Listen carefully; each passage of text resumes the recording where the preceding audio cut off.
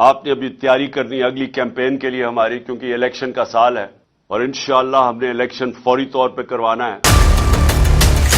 इनको जब हमारे ऊपर मुसल्लत किया गया, ना इन्होंने सोचा कि इन्होंने आगे कैसे माशरत को ठीक करना है, और एना आते साथ ही तैयारी करके इन्होंने अपने करप्शन केसेस खत्म किए। पीडीएम इत्तेहाद का वक्त खत्म हुआ चाहता है। महंगाई और माशी तबाही का बहरान हुक्मरानों को ले डूबा। इमरान खान इलेक्शन कराने का वादा पूरा करने में कामयाब। आपने अभी तैयारी करनी है अगली कैंपेन के लिए हमारी, क्योंकि इलेक्शन का साल है और इंशाअल्लाह हमने इलेक्शन फौरी तौर पे करवाना है।